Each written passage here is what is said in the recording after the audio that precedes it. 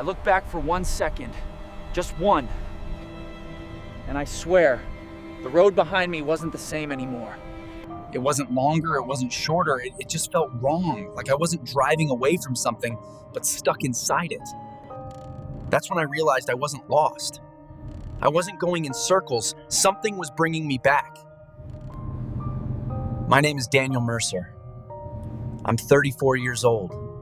And this is the story my father told me the night he admitted he might have helped ruin a man's life, or maybe watched him walk straight into something far worse.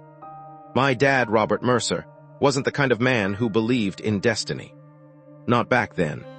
Back then he believed in cheap whiskey, open roads, and the idea that if you stayed in one place too long, life would start asking questions you didn't want to answer.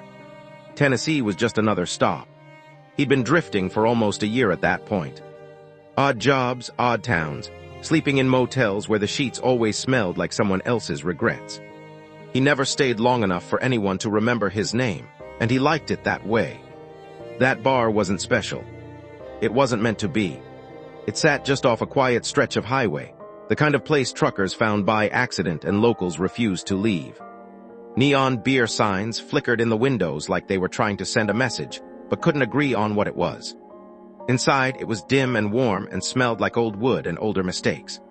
My dad had been there maybe 20 minutes, nursing a drink, watching nothing in particular, letting the noise wash over him. Then the door opened, and that man walked in. He didn't belong there. You know how sometimes you see someone and your brain just rejects it, like dropping the wrong puzzle piece into place. That was him. His suit was too clean, not rich clean, not flashy, just untouched, like it hadn't lived a day in the real world.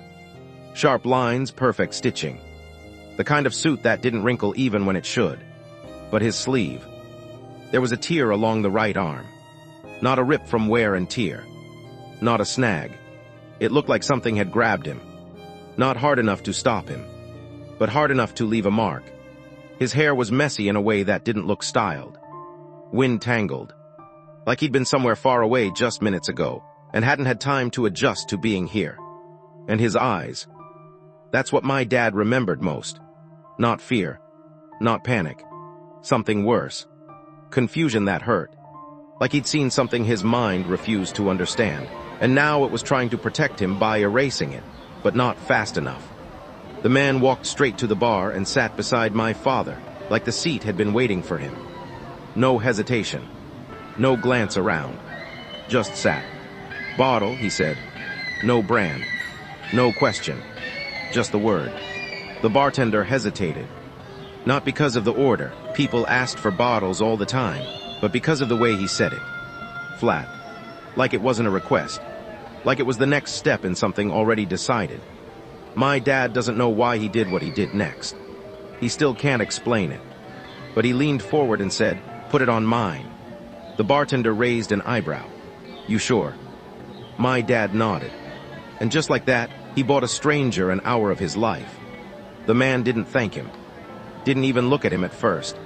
He just grabbed the bottle, poured a shot, and drank it. Then another. Then another. Fast. Not reckless, controlled. Like he was chasing something. Or trying to outrun it. A few minutes passed before he spoke. I saw something. His voice was rough, like it hadn't been used properly in a while. My dad turned slightly, watching him now. What kind of something? The man shook his head immediately. Too fast. I don't know. He pressed his fingers against his temple, like he could physically hold the thought in place. I had it, and now it's... He snapped his fingers softly, slipping. He poured another shot. His hand trembled just a little. I saw it in a dream, he continued.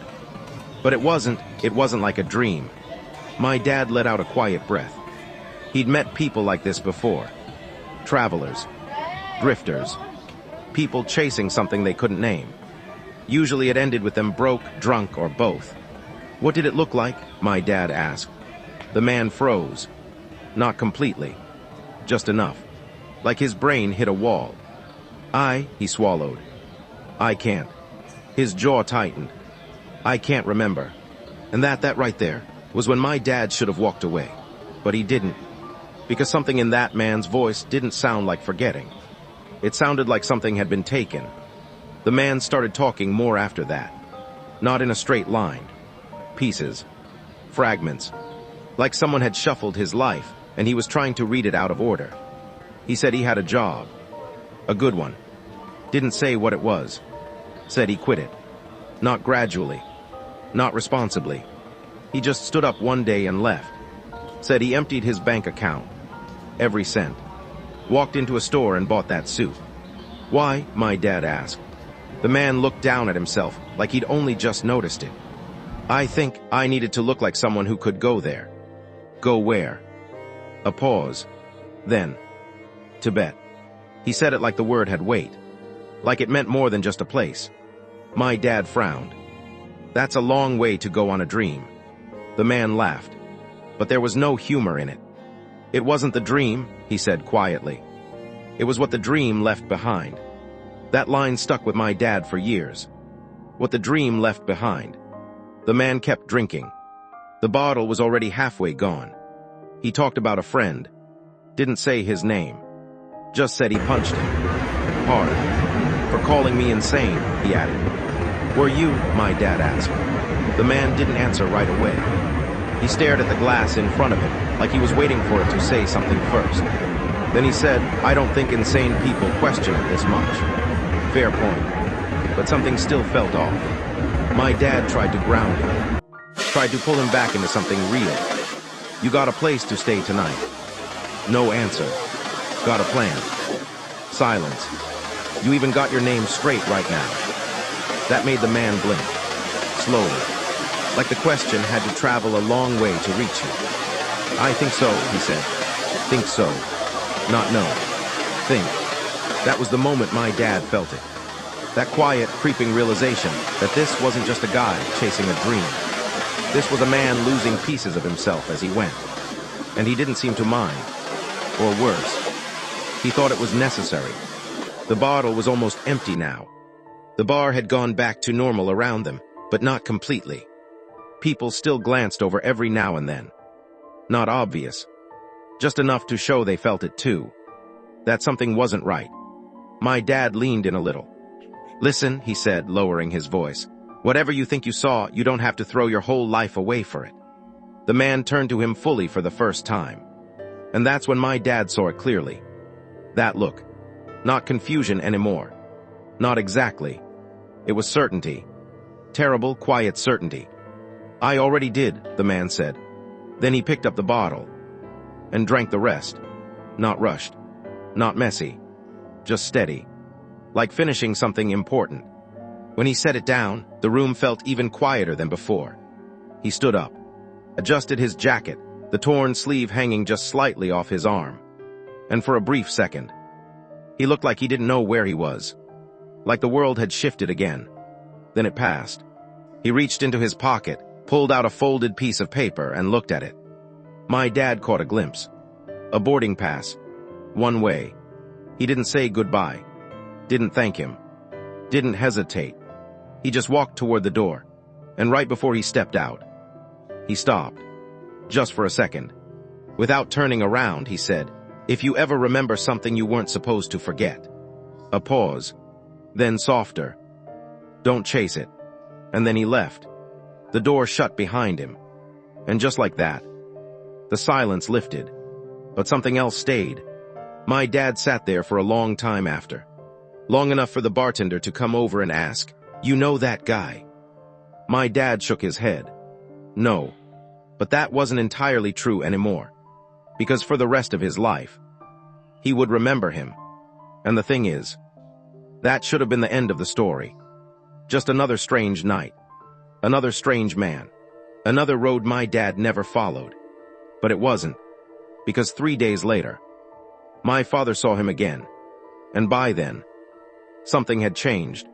3 days later, my father was on a different road, in a different town, telling himself that what happened in that bar had already started to fade. That's how his life worked back then. Moments came, moments went. Faces blurred. Stories dissolved into something he could retell later with a laugh and a shrug. But this one didn't blur. It stuck. Not loudly. Not in a way that demanded attention.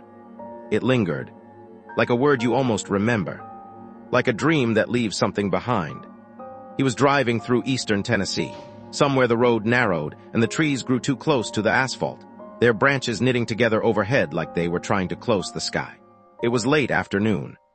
That gray hour where everything feels unfinished. He almost missed him. The man was standing on the side of the road. Same suit, same torn sleeve. But something about him was off. Not just the obvious things. Not just the fact that he was miles away from where he should have been. It was the way he stood. Still. Too still. Like he wasn't waiting for a ride.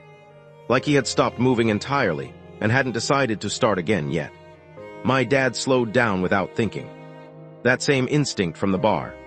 That same unexplainable pull.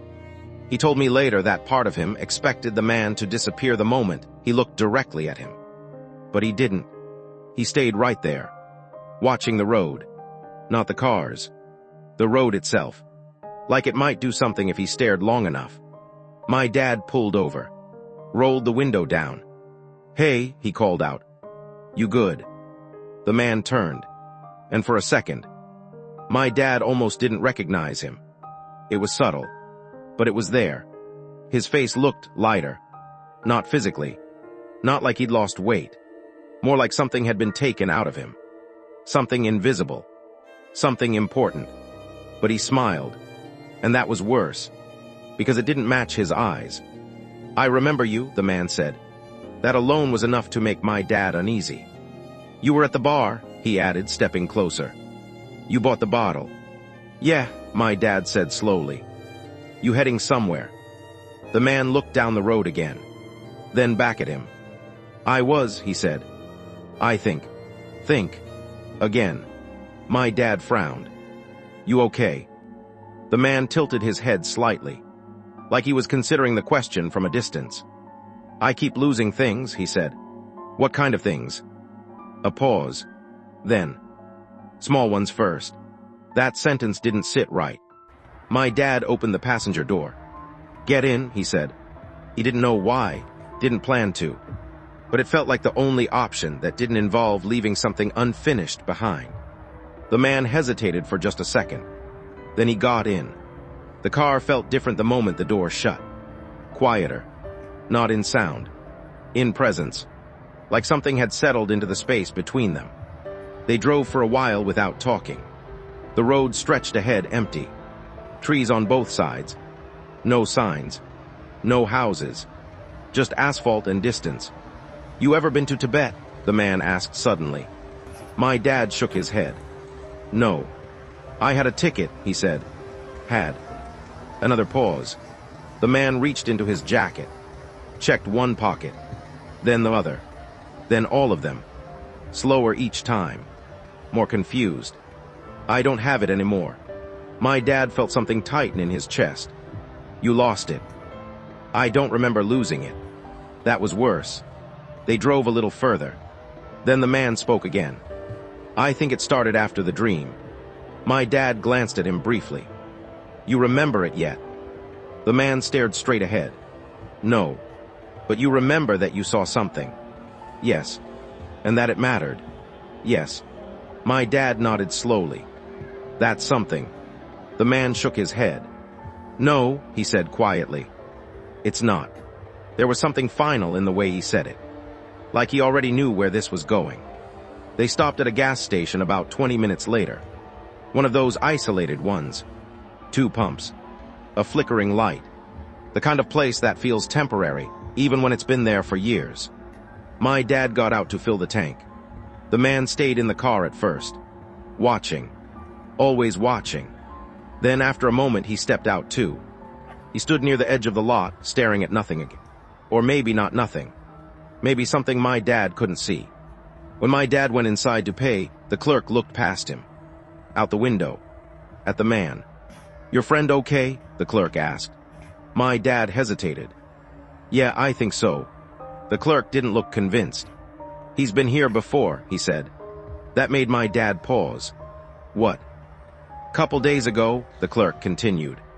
"Came in asking if we sold maps." "Maps?" "Yeah, not like road maps, something else. Didn't make much sense. My dad felt that same unease crawl back up his spine. What happened? The clerk shrugged. Nothing, he left. When my dad walked back outside, the man was standing in a different spot. Closer to the road. Too close. Like he was considering stepping into it. "Hey," my dad called out, a little sharper than before. The man turned slowly. For a split second. There was no recognition in his face. None. Just emptiness. Then it snapped back. "Oh," he said softly. Right. Like he had just remembered who my dad was. That was the moment everything shifted. Up until then, it had been strange. Now, it was wrong. They got back in the car. But the energy had changed. My dad didn't feel like he was giving someone a ride anymore. He felt like he was carrying something fragile. Something that was breaking piece by piece. "How long have you been out here?" my dad asked. "I don't know." "Where were you headed before I picked you up?" A long pause. Then, "I don't remember." The words landed heavy. Not dramatic. Not loud. Just final. My dad gripped the steering wheel a little tighter. "All right," he said. "We'll figure it out." But even as he said it, he didn't believe it. Because deep down, he was starting to understand something the man already seemed to know. This wasn't about getting somewhere anymore. This was about what was being lost along the way. And how much of him would still be there when it stopped. They drove until night started to settle.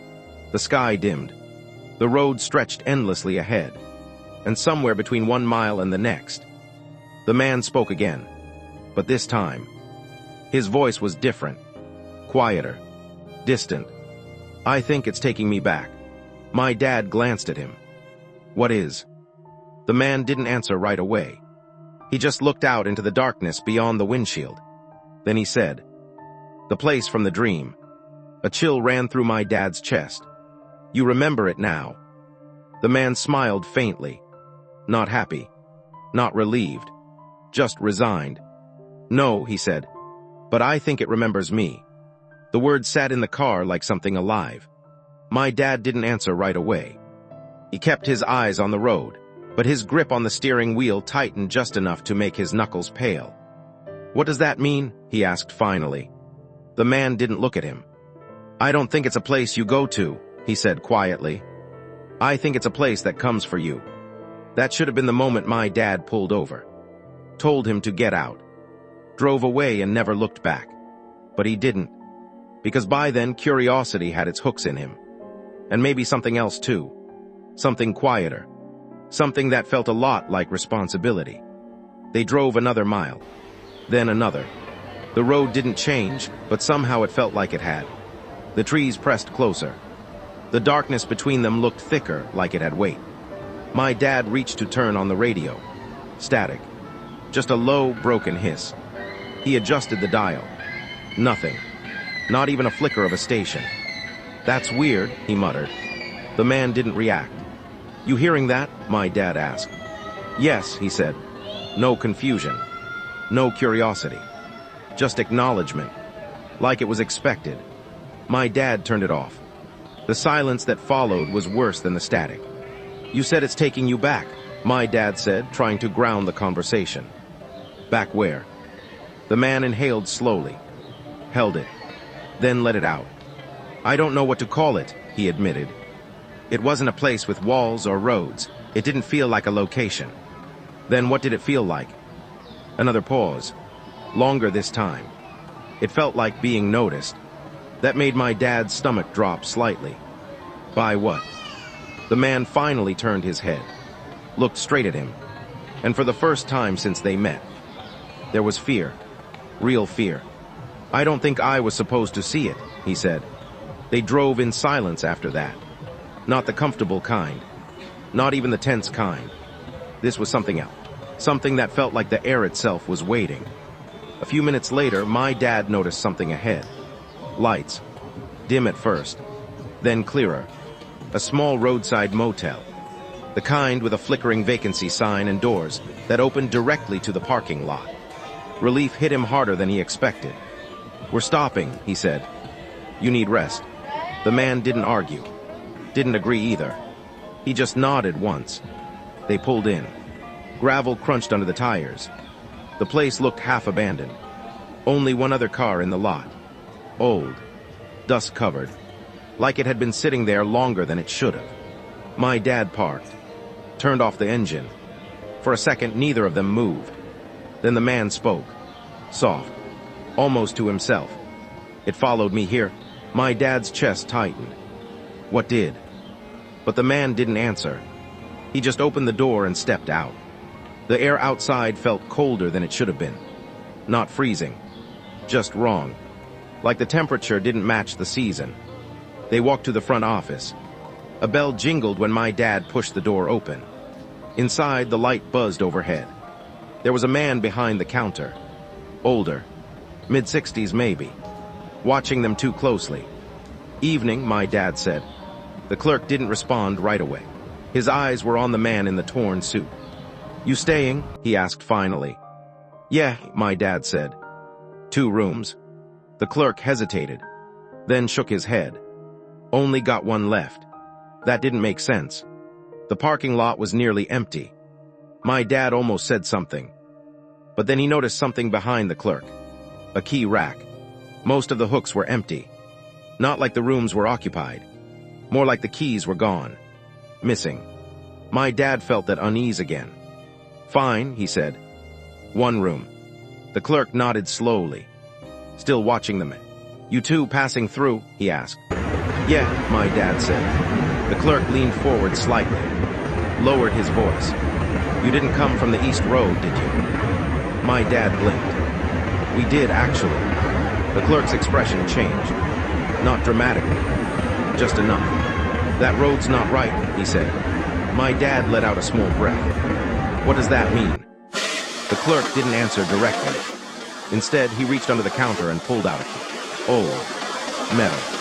Room 6. Lock your door, he said as he handed it over. And if you hear someone knocking, a pause. Then, don't open it. My dad stared at him. What?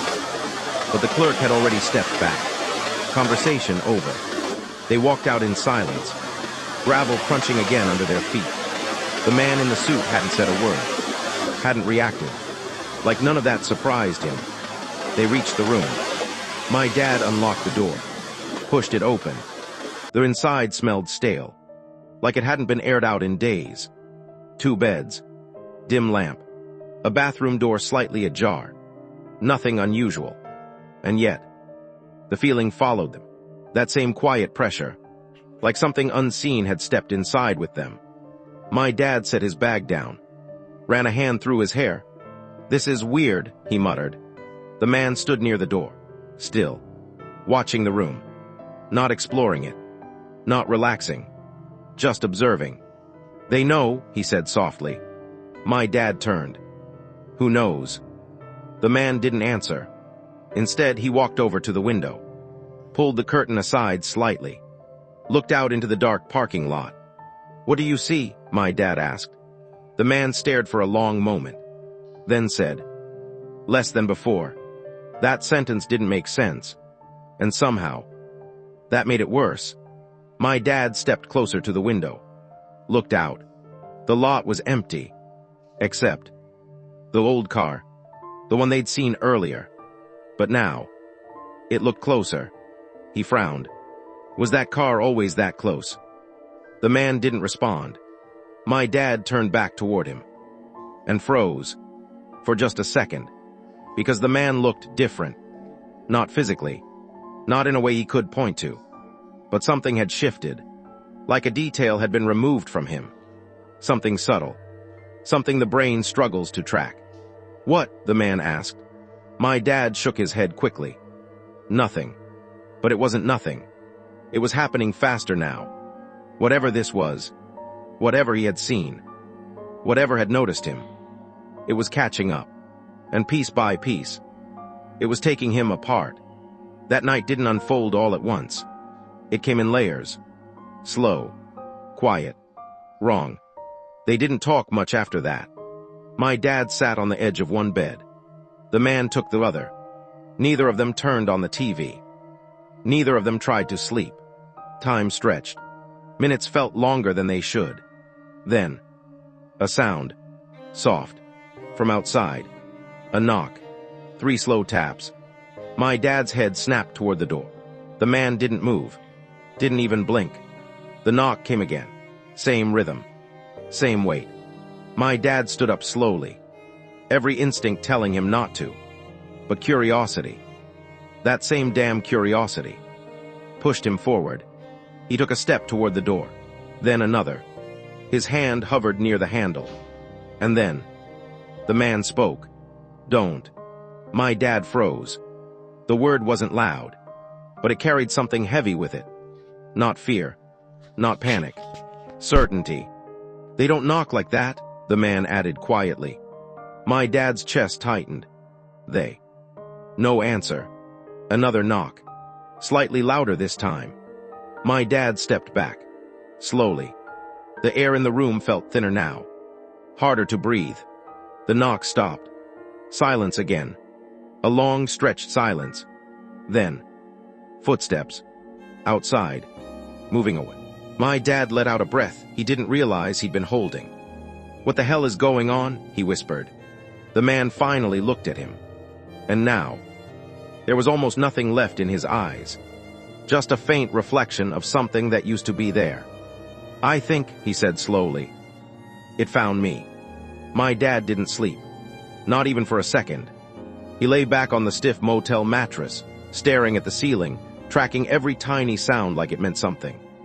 The hum of the light. The occasional creak of wood. The distant whisper of wind slipping through cracks that shouldn't have been there. Across the room, the man didn't move. Not once. At some point, maybe an hour, maybe 3, my dad realized something that made his chest tighten. He hadn't heard the man breathe. Not a single inhale. Not a shift. Nothing. Hey, my dad said quietly, sitting up. No response. He swung his legs off the bed, stood slowly, and took a step closer. Hey, he said again, louder this time. The man blinked. Once. Like he'd been paused and someone had pressed play again. Yeah, he said. My dad let out a breath. You okay? The man looked down at his hands. Turned them over slowly. Like he was seeing them for the first time. I think so, he said. Think. Again. Always think.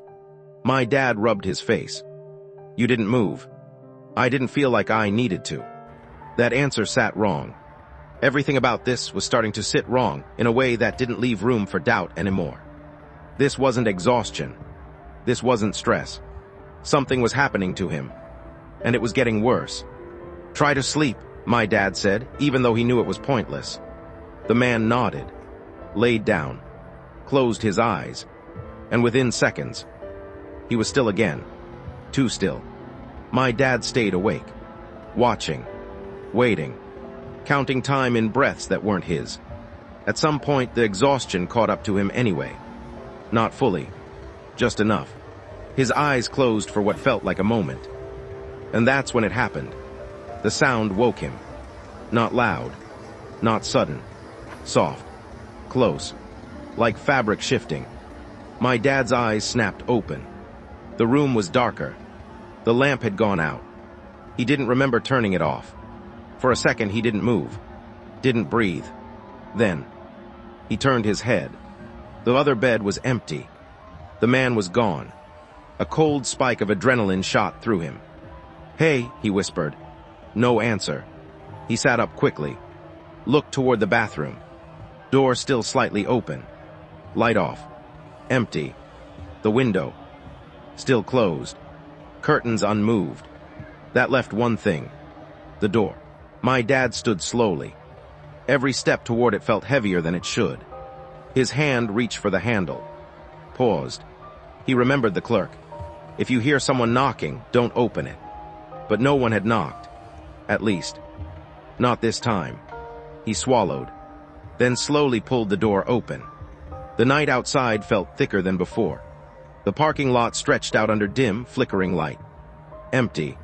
Except the old car. Closer again. Way closer. Now it was parked just a few spaces away. Driver's side facing them. And the door was open. My dad stepped out. Heart pounding. Hey, he called out. Nothing. No movement. No sound. Just that open car door. Waiting. He took a few steps forward, gravel crunching under his feet.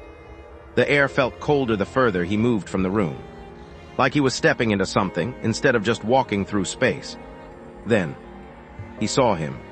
The man was standing beside the car, back turned, completely still. "Hey," my dad called again, louder this time. No response. He kept walking, each step slower than the last. "Man, what are you doing out here?" Still nothing. My dad got close enough now to see inside the car, and that's when something didn't make sense. The inside was clean. Too clean. No dust. No signs of time. Like it hadn't been sitting there for days. Like it had just arrived. "Hey," my dad said, reaching out. His hand touched the man's shoulder. And immediately, he knew something was wrong. Not because of how it felt, but because of how it didn't. There was no reaction. No tension. No shift. It was like touching something that didn't register contact. The man slowly turned around, and my dad stumbled back a step, because something was missing. Not physically. Not in a way you could point at and say, "There, that's gone." But it was obvious. In the way a face looks wrong when a detail is removed. Their eyes. They still existed, but the person behind them didn't. "What's happening to you?" my dad whispered. The man blinked slowly. "I think," he said, voice quieter than ever, "I left too much behind." "What does that mean?" The man looked past him. Not at the motel. Not at the road. At something else. Something farther. "I kept trading pieces," he said. "To get closer." My dad's chest tightened. Closer to what? The man didn't answer right away. Instead, he lifted his hand, pointed toward the darkness beyond the road. I can almost see it again. My dad turned instinctively. But there was nothing there. Just trees. Just night. Just empty space. When he turned back, the man was already moving, walking toward the open car door. Slow. Uncertain. Like each step required thought. "Wait," my dad said quickly. "You don't even know where that goes." The man stopped, halfway into the driver's seat. Then he looked back, and for the first time since the bar, there was something close to emotion in his face. Not fear, not confusion. Something softer, almost like regret. "I don't think it matters anymore," he said. Then he added, barely audible, "I don't think I'm going somewhere." A pause. Then, "I think I'm going back." Before my dad could respond, he got in. The door shut, and the engine turned on. But my dad never heard it start. The headlights flickered on. Too bright. Too white. Not like normal headlights. More like something trying to imitate them. The car didn't reverse. Didn't turn. It just moved forward, straight toward the darkness. And as it did, something impossible happened. The road ahead didn't extend. It folded, like distance itself was being pulled inward. The car drove into it and disappeared. Not into the trees, not around a bend. Just gone, like it had never been there. The silence that followed felt heavier than anything before. My dad stood there, frozen, heart pounding, mind trying to catch up with something it couldn't understand. Then, behind him, the motel door creaked open. Slow, deliberate. My dad turned, and the clerk was standing there, watching him. "You saw it, didn't you?" the clerk said. My dad didn't answer. Couldn't. The clerk stepped closer. His expression wasn't surprised, wasn't confused, just tired, like he'd seen this before. "How many times?" my dad finally managed to ask. The clerk exhaled slowly. "Enough." My dad swallowed. What was that? The clerk looked past him, toward the empty space where the car had vanished, then back at him. "People come through here sometimes," he said. "People who have seen something they weren't meant to." My dad's throat felt dry. And then what? The clerk's eyes darkened slightly. They start losing things. A pause. Small things first. My dad felt a chill crawl up his spine. And then, the clerk didn't answer right away. Instead, he looked directly at him. Really looked this time. Like he was checking something. Measuring something. Then he said, "Depends how far they're willing to go to see it again." My dad stood there in silence. The weight of that answer settling deep. Because he'd watched it happen. Piece by piece. Right in front of him. "Does anyone ever come back?" my dad asked. The clerk's gaze shifted.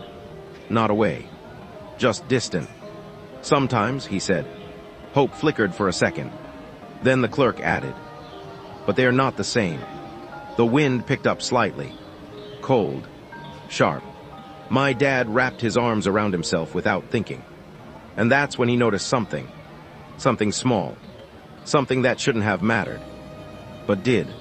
He looked down at his own hand. His sleeve. There. Near the wrist. A tiny tear in the fabric. Like something had brushed against it. Or reached. My dad's breath caught. Slowly. Very slowly. He looked back at the empty road. And for the first time since this all began, he asked himself a question he didn't want the answer to. Not about the man. Not about the dream. But about himself. When had it started noticing him?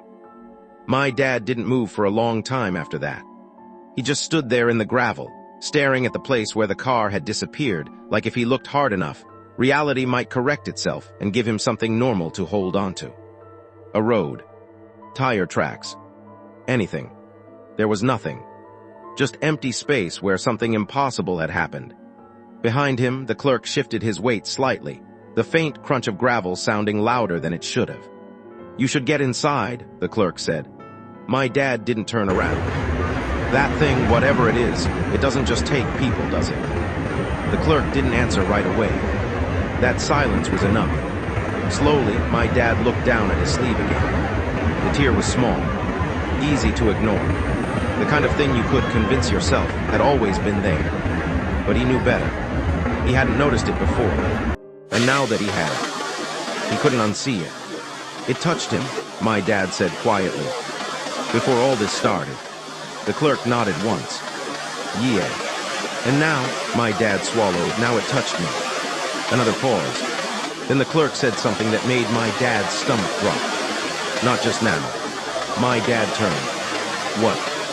The clerk held his gaze. "You let him in your car," he said. "You sat next to him, you listened. A step closer. That's how it works." My dad shook his head immediately. "No, that doesn't mean anything." But even as he said it, he remembered something. Back in the bar. That first moment. When the man had walked in, and everything had gone quiet. My dad had felt it then too. He just hadn't understood what it was. Now. He was starting to. "What does it want?" my dad asked. The clerk exhaled slowly. "I don't think it wants anything," he said. "I think it is something. That doesn't help. It's not supposed to." The wind shifted again. Colder now. Carrying something faint. A sound. Not quite a voice. Not quite anything recognizable. My dad stiffened. "You hear that?" The clerk didn't even react. "Yeah," he said. "Don't listen too hard." That only made it worse. Because now my dad couldn't stop trying to hear it. It wasn't coming from one direction.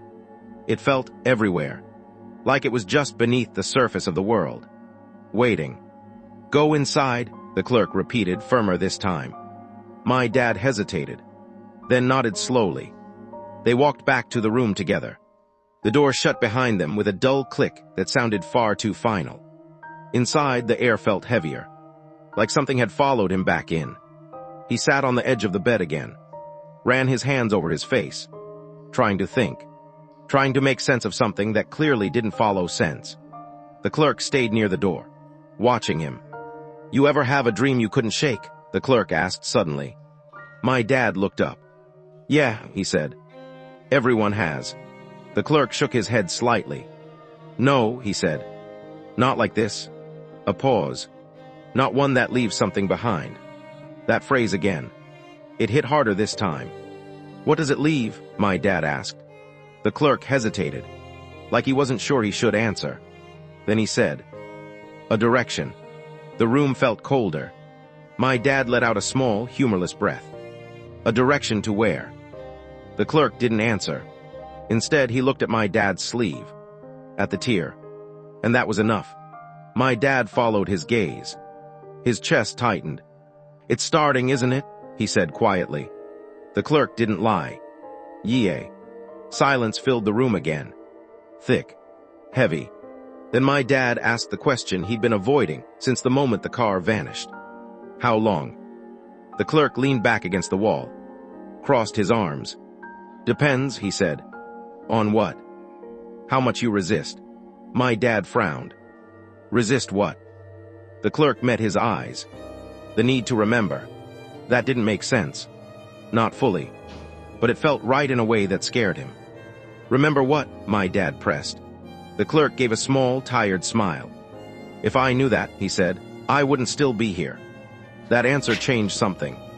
Because up until now, the clerk had felt like an observer, someone outside of it. Now, he didn't. "You've seen it too," my dad said. It wasn't a question. The clerk didn't deny it. "Long time ago."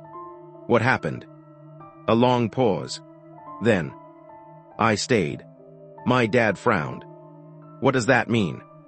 The clerk looked around the room, at the walls, at the door, at the dim light overhead. "It means I didn't follow it," he said. "And I didn't forget it either." My dad felt that unease deepen. "So you're just stuck?" The clerk nodded once. "More or less." That was worse than anything else. Worse than the man disappearing. Worse than the road folding in on itself. Because it meant there wasn't just one ending. There were options. And none of them were good. My dad leaned forward, elbows on his knees. Thinking hard now. Faster. Trying to find a way out of something that didn't have clear rules. "If I leave," he said slowly, "drive the other direction, stay on bigger roads, does that help?" The clerk shook his head. "It's not about distance." "Then what is it about?" The clerk tapped his temple lightly. "That." My dad sat back. Exhaled. "Great," he muttered. "So I'm screwed either way." The clerk didn't argue. That silence again. Then, a sound. Inside the room this time. Soft. Faint. But unmistakable. A knock. My dad's head snapped toward the bathroom. The door was still slightly open. The sound had come from there. 3 slow taps. Same rhythm. Same weight. His chest tightened instantly. "That's not possible," he whispered. The clerk didn't move. Didn't even look surprised. "It doesn't care about doors," he said quietly. Another knock. Slightly louder. From inside the bathroom. My dad stood up slowly. Every instinct screaming at him to step back. To ignore it. To pretend it wasn't happening. But curiosity. That same dangerous, relentless curiosity. Pushed him forward again. "Don't," the clerk said. My dad paused. Hand halfway raised. "You said don't open the door if it knocks," my dad said, voice tight. "But you didn't say anything about this." The clerk's jaw tightened slightly. "That's because this is worse." Another knock. Closer now. Like it wasn't coming from the door anymore. Like it was coming from just beyond it. Waiting. My dad's heart pounded in his chest. "If I ignore it," he asked, "does it stop?" The clerk shook his head slowly. "No." "Then what the hell am I supposed to do?" The clerk didn't answer. Because there wasn't a good answer. The knock came again. And this time, there was something else with it. A faint sound. Like breathing. On the other side of the door. My dad closed his eyes for a second. Took a slow breath. Then, he stepped closer. Hand reaching out. The moment stretched. Tight. Fragile. His fingers touched the bathroom door.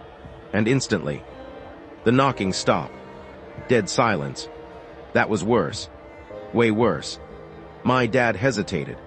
Then slowly, he pushed the door open. The bathroom light flickered once. And came on. Empty. Completely empty. No one there. No movement. Nothing. Just a small, cheap motel bathroom. Mirror. Sink. Toilet. That's it. My dad let out a shaky breath. "Nothing," he said, almost laughing from the tension. But the clerk didn't respond. My dad turned back toward him and froze, because the clerk wasn't looking at him anymore. He was looking at the mirror, slowly. My dad followed his gaze, turned back toward the bathroom, toward the mirror above the sink. And that's when he saw it. Not clearly, not fully, but enough. Something behind him. Not in the room. In the reflection. Tall. Wrong. Standing just over his shoulder. Watching. My dad's breath caught in his throat. He didn't move. Didn't turn. Because something deep inside him, something instinctive, told him that if he did, it would be closer, and then, very softly, right next to his ear. He heard it. A voice. Not loud, not clear, but real. "You remember, don't you?"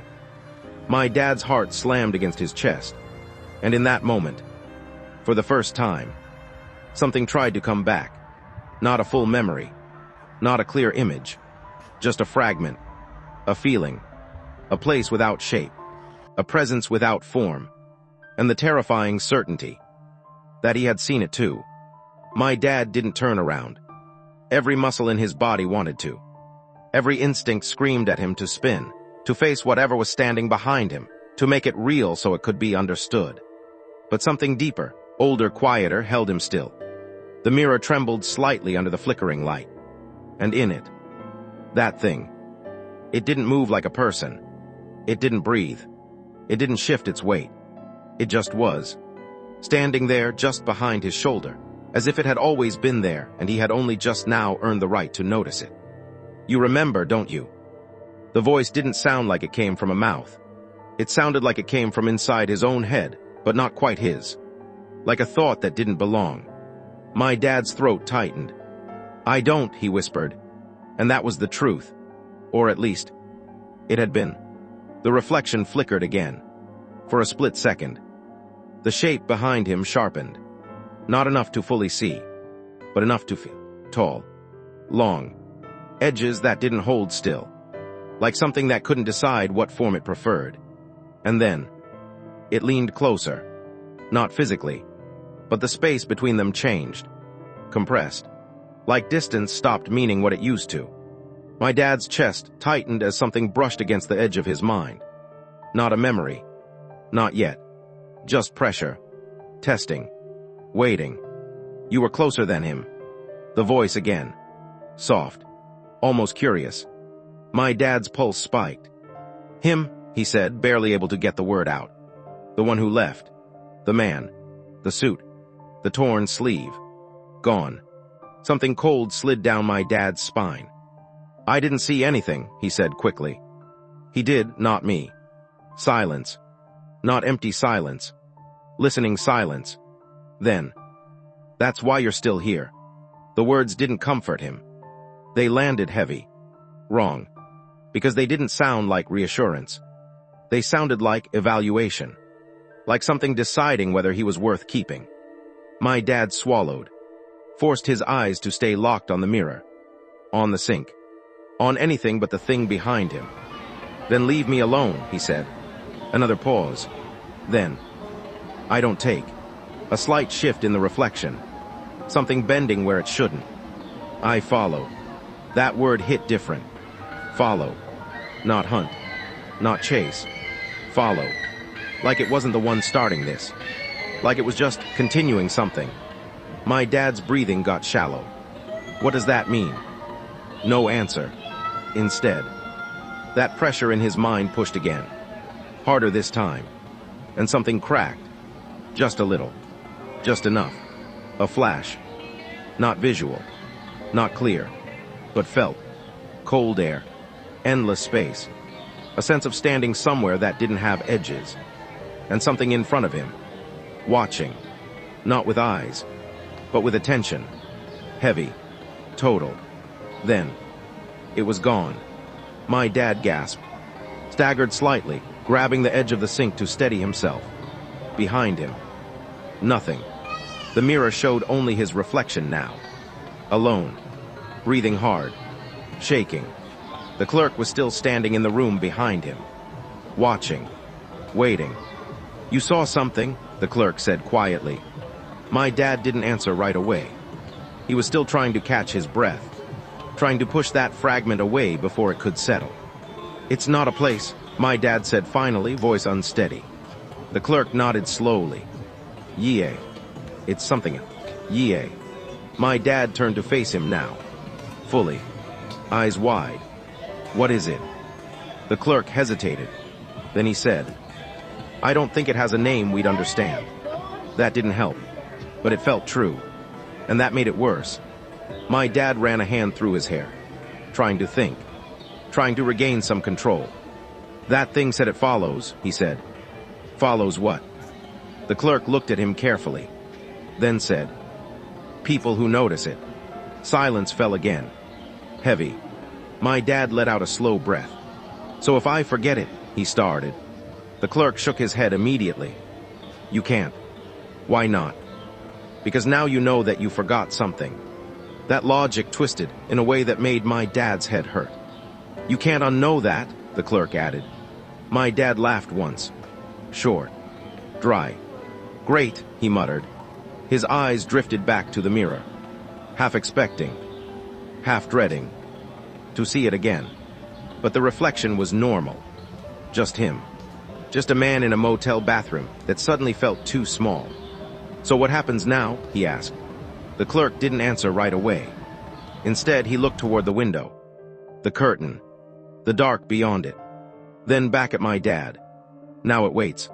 A chill ran through the room. My dad's jaw tightened. "For what?" The clerk held his gaze. "For you to try and remember again." My dad felt that pressure return just at the thought of it. That pull, subtle, persistent, like an itch in his mind he couldn't quite reach.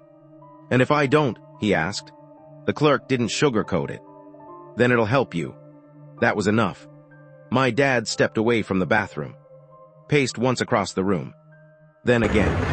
Energy building, fear turning into something sharper, something closer to anger. "No," he said. "No, I'm not doing this." The clerk watched him carefully. "You don't really get to choose that anymore." My dad stopped, turned sharply. "Everyone gets a choice." The clerk's expression didn't change. "Then choose." Silence.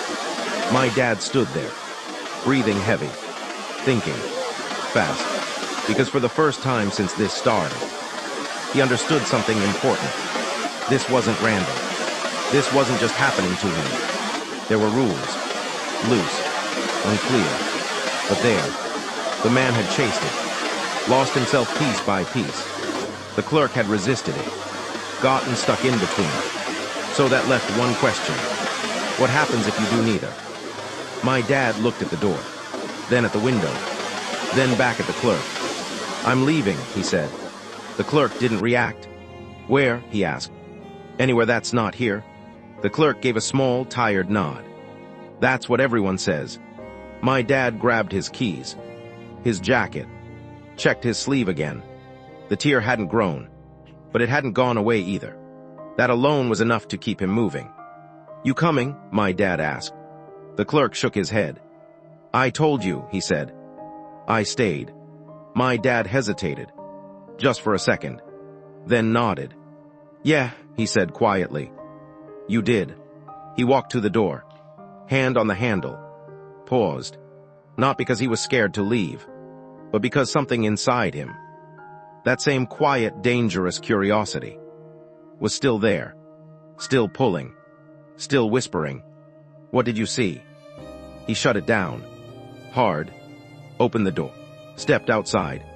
The night air hit him immediately, cold, sharp, real. The parking lot was empty. No car. No sign anything had happened. Just the flickering light. And the road beyond it. Waiting. My dad walked quickly to his car. Got in. Started the engine. This time. He heard it. Loud. Normal. Grounding. He pulled out of the lot. Didn't look back. Didn't slow down. Just drove. Straight. Fast. Away from that place. Away from that night. away from whatever had been waiting just behind his reflection. And for a while, it worked. The road stretched ahead. Normal again. Trees. Lines. Distance behaving the way it should. His breathing slowed. His grip loosened. The world started to feel real again. But then, about 10 minutes down the road, he noticed something. Something small. Something easy to miss. The radio was on. He didn't remember turning it on. Static filled the car. Low. Constant. And underneath it, faint. Barely there. A sound. Not quite a voice. Not quite anything. But familiar. My dad's chest tightened. He reached for the dial. Turned it slowly. The static shifted. Changed. And for just a second, it formed something clearer. A whisper. So quiet he almost convinced himself he imagined it. But he didn't. Because he heard it. Clear enough. Right before it dissolved again. You were closer. My dad's hand froze on the dial. His eyes locked on the road ahead. And that's when he realized something that made his stomach drop. He wasn't driving away anymore. The road ahead looked familiar. Too familiar. The trees. The curve. The shape of the darkness. His grip tightened again. No, he whispered. But the road didn't change. Didn't correct itself. Because somehow, without turning, without stopping, without noticing, he was heading back. My dad's foot hovered over the brake. For a split second, he thought about slamming it down, stopping the car, getting out, proving to himself that the road wasn't doing what it felt like it was doing. But something held him back, because deep down, he already knew. This wasn't a wrong turn. He hadn't missed a sign. He hadn't zoned out. The road hadn't curved. It had changed. The same stretch of trees closed in ahead, branches knitting together overhead like before. The same unnatural dimness swallowed the edges of the headlights. Even the faint dip in the asphalt, he recognized it. He had been here. He was back. No, no, no, no, he muttered under his breath, gripping the wheel tighter. The radio hissed louder. Static thickening, layering over itself until it almost sounded like breathing. My dad reached over and shut it off. The silence that followed felt immediate. Heavy. Wrong. He checked the rearview mirror. The road behind him stretched into darkness. Normal. Too normal. Like it was pretending. He looked forward again. Same road. Same pull. Same feeling that something ahead was waiting patiently. Not chasing. Not rushing. Just certain. My dad exhaled sharply. Okay, he said out loud, forcing steadiness into his voice. Okay, think. The clerk's words echoed in his head. It's not about distance. It's about this. He tapped his temple lightly. Fine, he muttered. Then we don't play your game. He loosened his grip on the wheel slightly. Forced himself to breathe slower. Because if this thing worked through attention, through memory, through that pull to understand, then maybe the only way out was not to engage at all. He kept his eyes on the road. Didn't look at the trees. Didn't look into the dark gaps between them. Didn't let his mind wander. Just drove. Steady. Forward. Minutes passed. Or maybe longer. Time felt strange again. Loose. Unreliable. But something shifted. The road ahead started to look less familiar. Subtly. The curve softened. The trees thinned slightly. The oppressive feeling eased just a fraction.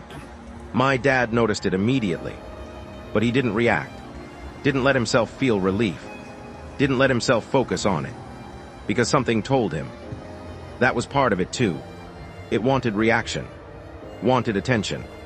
Wanted him to notice. So he didn't. He just kept driving. Breathing slow. Eyes forward. Not chasing thoughts. Not chasing answers. And slowly.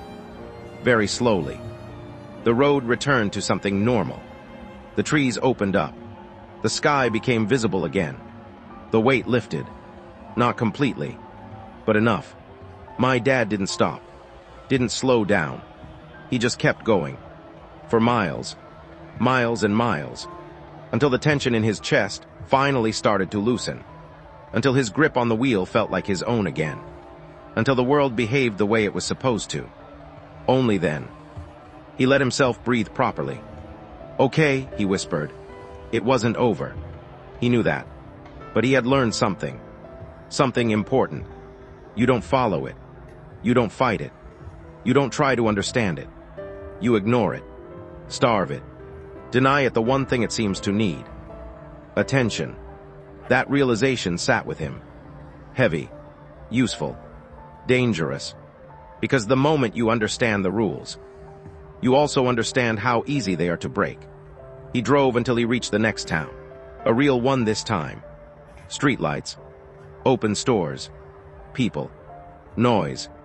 Normal life. It hit him all at once. The contrast. The grounding. He pulled into a gas station near the edge of town. Parked. Turned off the engine. Sat there for a second. Hands still on the wheel. Just breathing. Letting the world settle back into something real. Then, slowly, he looked down at his sleeve. The tear was still there. Small. Unchanged. But now, it felt different. Not like damage. Not like something random. More like a mark. He stepped out of the car. The air felt warmer here. Normal. The sounds of people talking, cars passing. It all felt louder than it should, like his senses were recalibrating. He walked inside. Bought a bottle of water. The cashier barely looked at him. Just another customer. Just another face. And for a moment, that felt like safety. He stepped back outside. Leaned against his car. Took a long drink. Cold water grounding him for. He closed his eyes. Just for a second. And that's when he felt it. Not a sound. Not a voice. Just a presence. Faint. Distant. But there. Like something standing just at the edge of perception. Not pushing. Not pulling. Just waiting. My dad's eyes opened immediately. He looked around. Everything was normal. People. Cars. Light. Nothing out of place. And yet, he knew. It hadn't gone. It had just stepped back. Like it was giving him space. Time. Not out of kindness. But patience. Because whatever this was, it didn't need to rush. It didn't need to chase. It knew something he was only just beginning to understand. Eventually, he would think about it again. Eventually, curiosity would slip through. A question.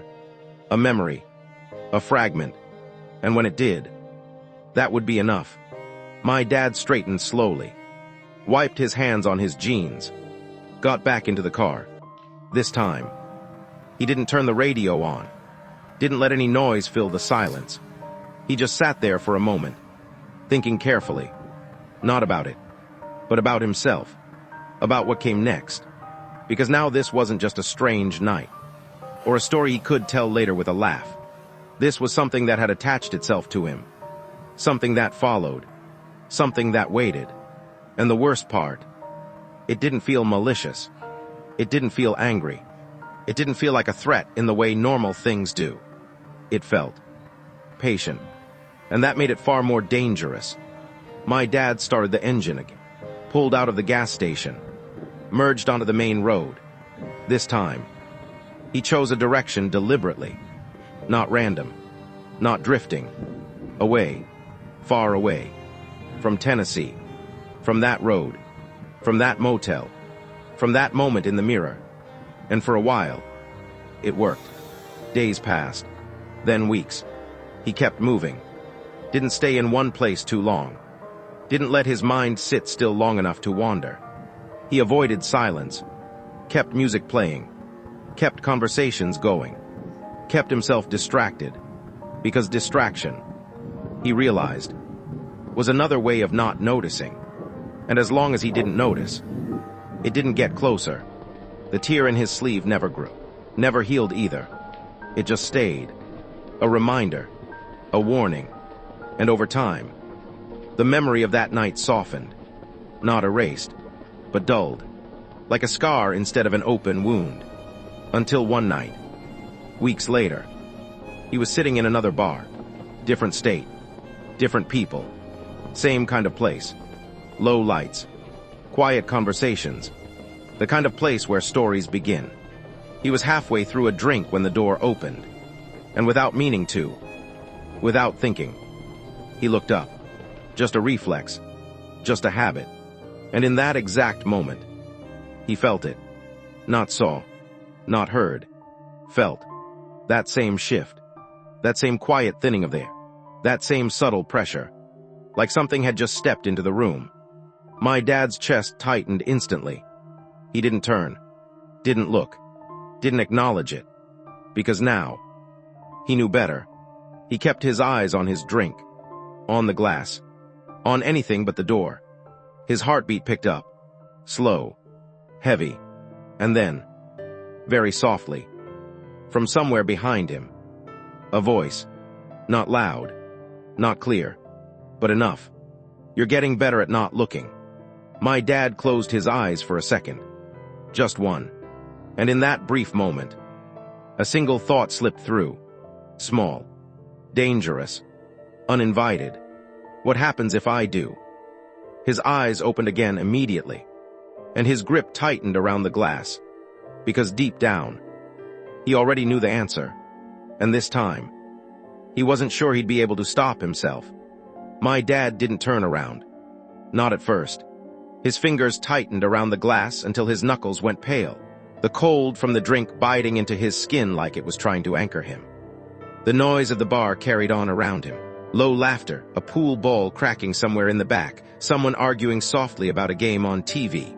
But all of it felt distant, muted, like he was slightly out of sync with everything else. You're getting better at not looking. The voice hadn't been loud, but it had been close. Too close. Right behind him, or maybe just inside the edge of his awareness. He swallowed slowly, forced his breathing to stay even. Don't engage. That was the rule. The only rule he trusted so far. Don't look. Don't listen. Don't think.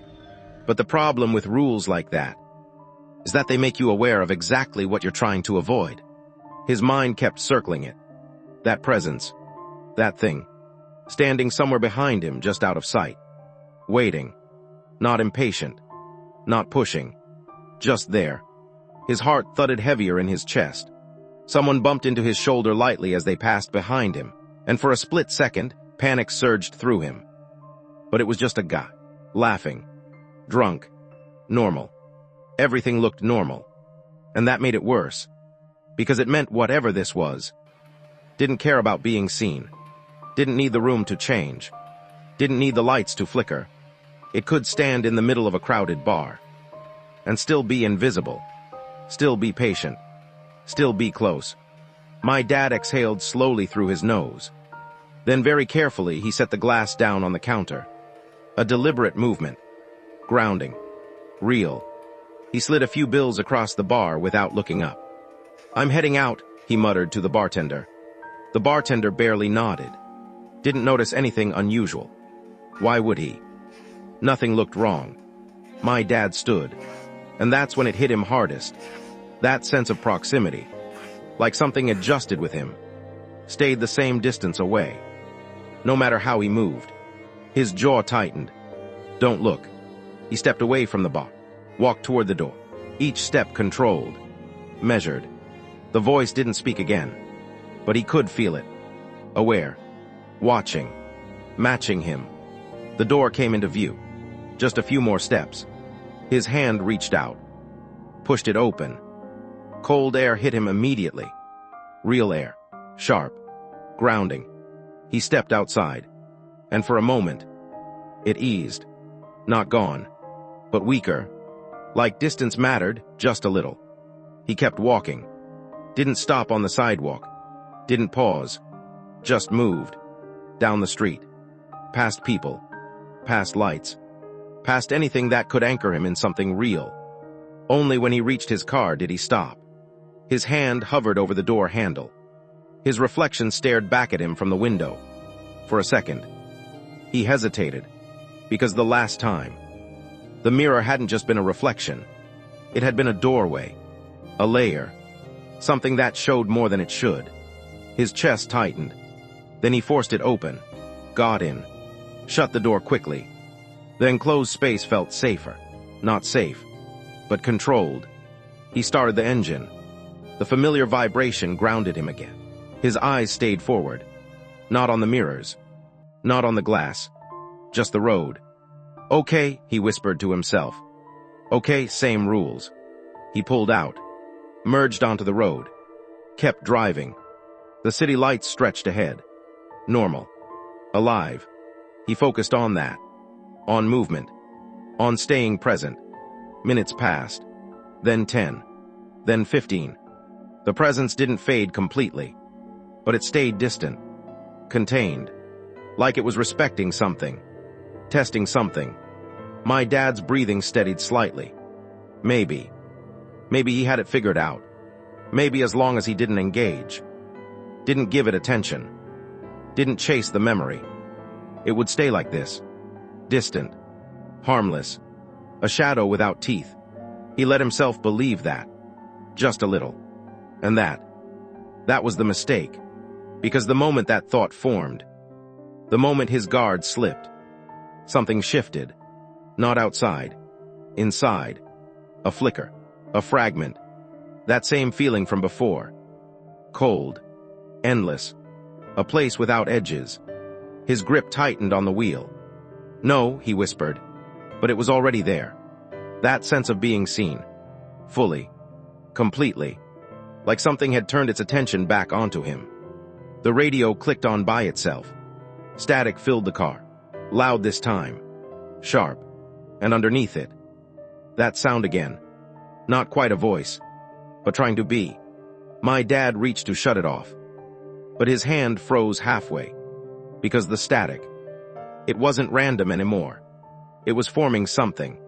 A pattern. A rhythm. Words. You're close again. His breath hitched.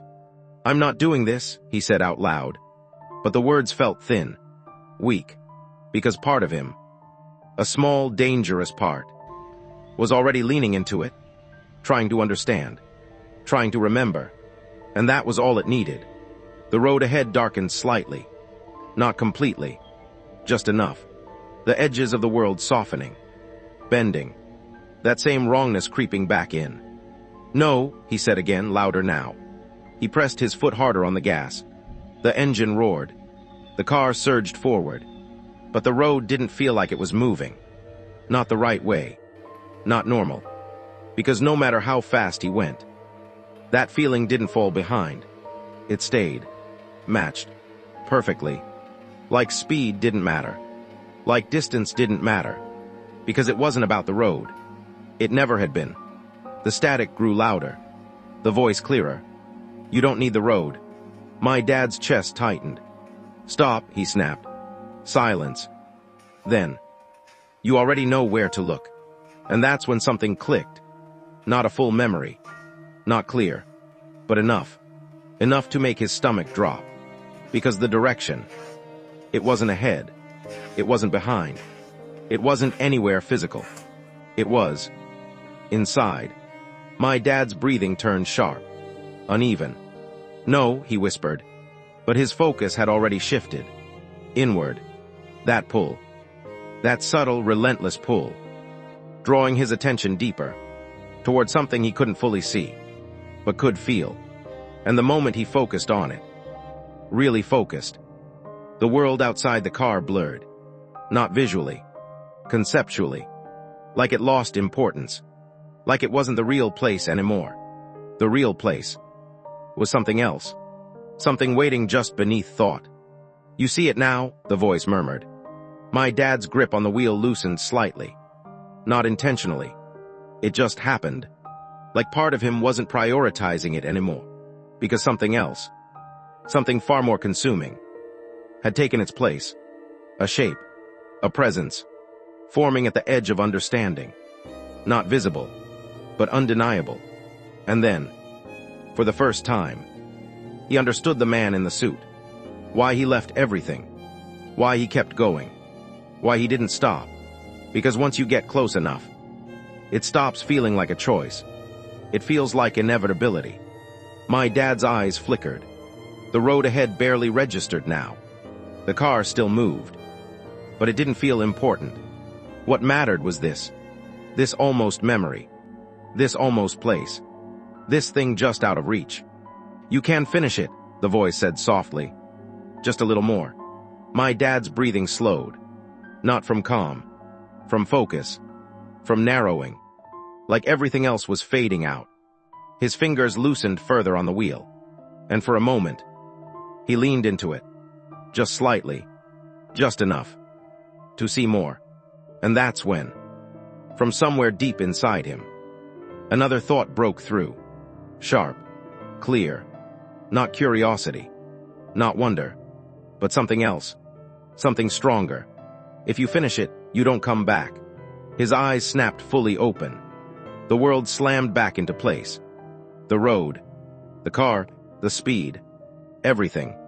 His hands gripped the wheel hard again. Heart pounding violently. "No," he shouted. He yanked the wheel slightly. The car swerved. Tires screeching. Barely correcting before losing control. The radio cut out instantly. Silence crashed into the car. Heavy. Final. My dad gasped for breath. Shaking. Sweat cold on his skin.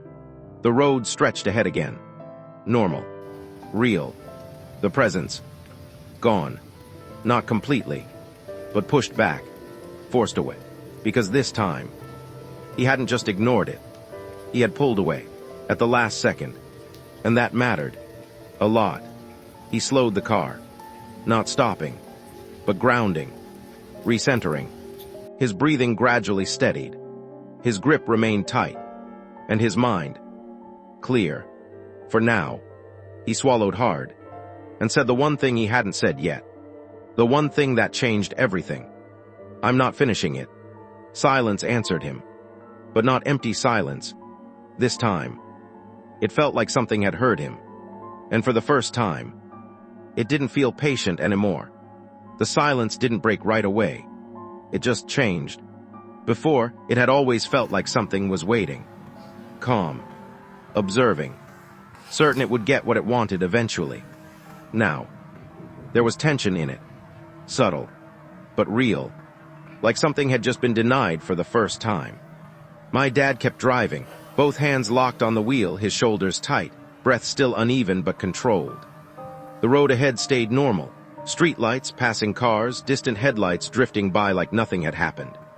But inside the car, it didn't feel the same. "I'm not finishing it." He repeated it, quieter this time. Not for the thing. For himself. Because he needed it to stick. Needed it to mean something. For a few seconds, nothing responded. No voice. No static. No shift. And then, a faint sound. Not from the radio. Not from outside. From nowhere he could point to. A soft exhale. Almost like disappointment. You don't get to decide that. The voice was different now. Still calm. But thinner. Tighter. Like something underneath it had cracked just a little. My dad's jaw clenched. "Watch me." That was new. Before, he had been reacting. Surviving. Avoiding. Now, he was pushing back. And that changed the dynamic instantly. The air in the car grew heavier. Not dramatically, but enough that his chest felt tighter again. That same pressure, but sharper this time. Focused. "You've already started," the voice continued. "You felt it, you saw it." My dad shook his head slightly. I stopped. A pause. Then, "No, you pulled away." The distinction hit harder than it should have. Because it was true. He hadn't shut it out completely. He had gotten close. Too close. Close enough to understand what it was asking. And that meant, it wasn't guessing anymore. It knew he could reach it. "You don't walk away from something like that," the voice said, quieter now. "Not after you've seen the edge." My dad tightened his grip again. I didn't see anything. Another pause. Longer this time. And then, "You're lying." The words weren't loud, but they landed heavy. Because they weren't entirely wrong. He hadn't seen it fully, but he had felt it. That depth. That pull. That sense that something was just one step further. And that step would change everything. His throat felt dry. He swallowed. "I don't care what it is," he said. "I'm done." Silence again. But this time, it wasn't just tension. It was recalculating. Like whatever this thing was, it was adjusting, changing approach, adapting. And that realization sent a different kind of fear through him.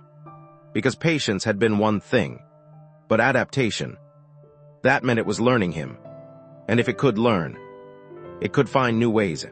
The dashboard lights flickered, just once, then stabilized. My dad didn't react, didn't look down, didn't give it anything. Seconds passed, then minutes. The pressure in the car slowly eased. Not gone, but less direct, less focused, like it had stepped back again. But not in the same way as before. Before, it had waited with certainty. Now, it felt like distance with intention, like it was preparing something. That thought stuck with him, even as the road stretched on, even as normal life started creeping back in at the edges. Cars passing, music faintly playing from somewhere outside, a truck rumbling by, reality reasserting itself. But underneath all of it, that awareness stayed. It hadn't lost. It hadn't won. This wasn't over. Not even close. My dad drove for another hour before stopping. This time at a roadside motel. Not the same one. Not even the same state. But the sight of it still made something twist in his chest. Because now, motels didn't feel like rest. They felt like thresholds. Places between places. The kind of places something like that could slip through. He parked anyway. He needed sleep. Needed distance. Needed something solid to hold onto. Inside, the room was plain. Too plain. A bed. A lamp. A small TV. The kind of place designed to be forgettable. He locked the door behind him. Checked it twice. Then once more. Not because he thought something physical would come in, but because the action itself grounded him. Routine. Control. He sat on the edge of the bed. Ran a hand over his face. Exhaustion hit him all at once. Heavy. Bone deep. But sleep. Sleep felt dangerous now. Because if this thing worked through attention, through thought, through that inward focus, then what happened when you dreamed? He looked at the mirror across the room. His reflection stared back. Normal. Still. But he didn't trust it anymore. He reached over, turned the lamp so the light hit the mirror directly, eliminated the shadows, made it harder for his mind to fill in gaps. Then he lay back on the bed, fully clothed, shoes still on, just in case. His eyes stayed open, staring at the ceiling, breathing slow, counting, trying to stay anchored. Minutes passed, then longer, and eventually, despite everything, his body gave in. His eyes closed, and the moment they did, he felt it. Not gradual, not subtle, immediate, like stepping through something. The motel room vanished. The bed, the light, gone, replaced by that space, that endless, depthless, silent place he had only brushed against before. Only now. He was deeper in it.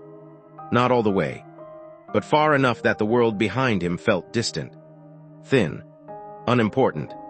My dad stood there, or felt like he was standing.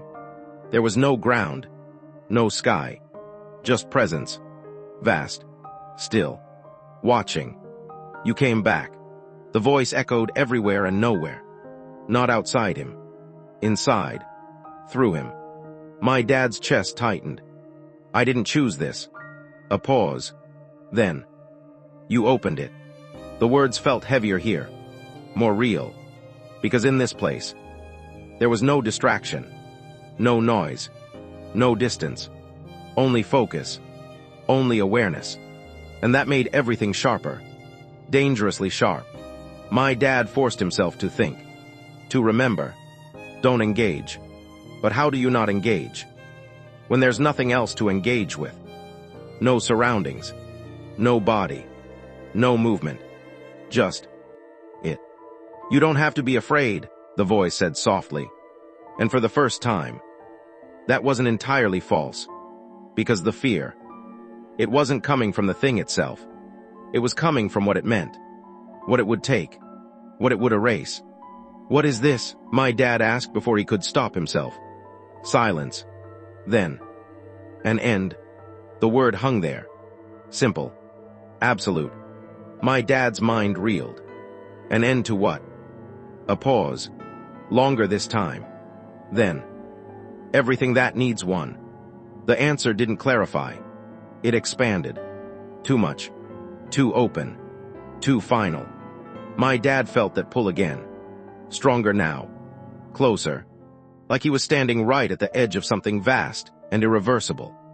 "You don't have to carry anything here," the voice continued. "No memory, no weight, no past." And that hit differently. Because after everything, the road, the fear, the tension, the idea of nothing, of silence without pressure, of existence without thought, it had a kind of appeal, a dangerous one.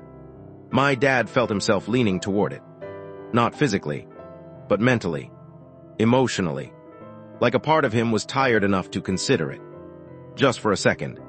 And that second, that hesitation, that was all it needed. The presence surged closer. Not aggressively, but undeniably, filling more of his awareness. "You're already here," it whispered. My dad's thoughts slowed, edges softening, resistance weakening, because the deeper he went, the harder it became to remember why he was resisting at all, why it mattered, why anything mattered. And right at that breaking point, something cut through, sharp, clear, not a voice, not a command, a memory, small, simple, but powerful, the sound of laughter, a real one, warm, human, close. My dad's chest tightened, not from fear, from recognition, from connection, from something real. And suddenly, this place felt different, not peaceful, not neutral, but empty, in the worst way, not freedom, absence, loss. My dad's focus snapped back, hard. "No," he said firmly. The presence stilled, and for the first time, it didn't feel in control. "I'm not staying here." The words echoed, stronger than before, grounded, real, because now, he remembered why leaving mattered, why resisting mattered, not just fear, but meaning. The presence pulsed once, uncertain, and that was the opening. My dad held onto that memory, that feeling, that connection, and pulled, not physically, but mentally, back, toward it, toward something real, toward something human. And the void, for the first time, didn't feel inevitable anymore. The void resisted, not violently, not with force, but with weight, like trying to pull yourself out of deep water without knowing which direction is up. My dad held onto that memory tight, the laughter, the warmth, the realness of it. He didn't even know exactly where it came from in that moment, past, present, someone specific, but it didn't matter. It was human, and that made it stronger than whatever this place was offering. "I'm not staying here," he repeated, firmer now. The presence shifted, not closer this time, but wider, like it was surrounding him instead of approaching. "You already are." The words echoed through everything, and for a split second, it almost felt true, because this place had no edges, no exit, no direction, just awareness, endless awareness. And that's when the real fear hit, not of being taken, but of forgetting how to leave. My dad's grip on that memory slipped slightly, just for a fraction of a second, and immediately, the void deepened, the laughter faded, the warmth dulled. No. He forced it back, rebuilt it, focused harder, because now he understood something critical. This place didn't trap you physically. It dissolved you mentally, piece by piece, until there was nothing left to go back. "You don't need that," the voice whispered. Softer now, closer again.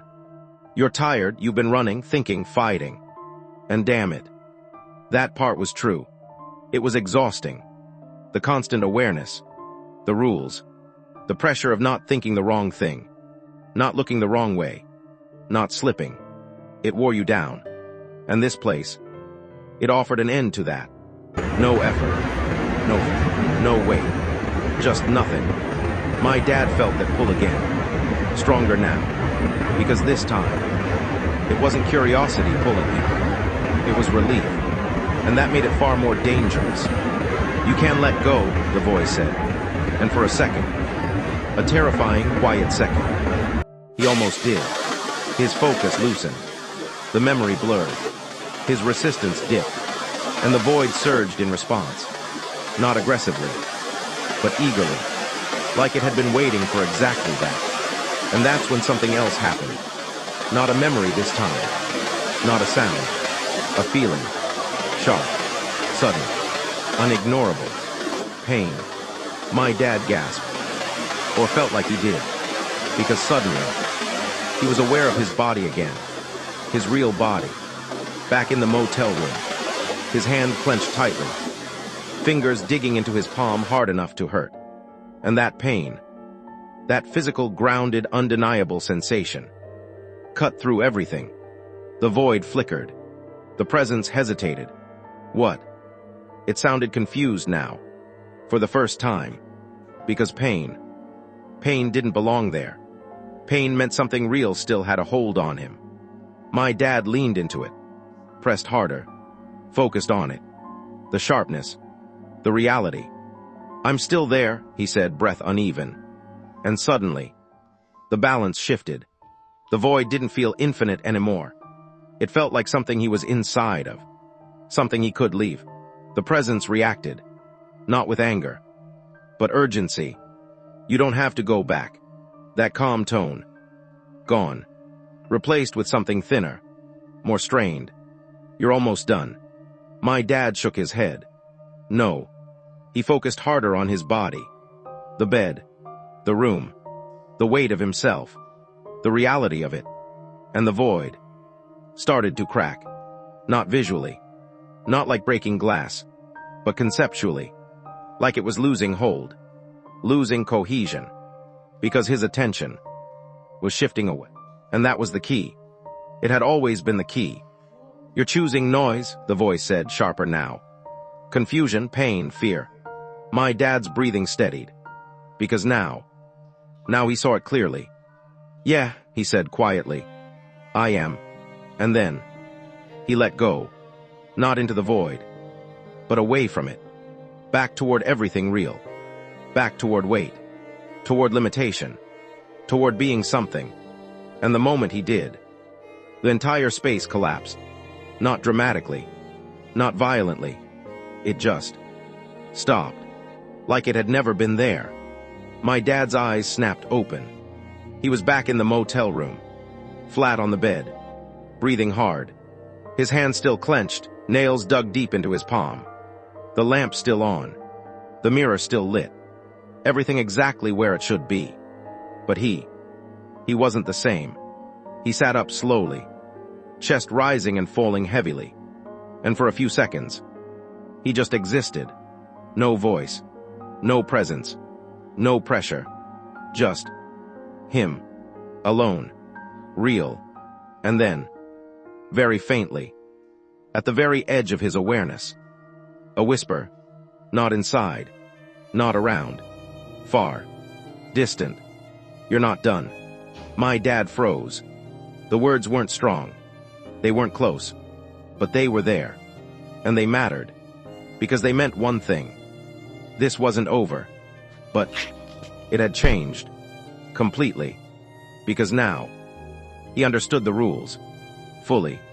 Not guessing. Not reacting. Knowing. And that made all the difference. He stood up. Walked to the mirror. Looked at his reflection directly. For the first time since all of this started. He didn't hesitate.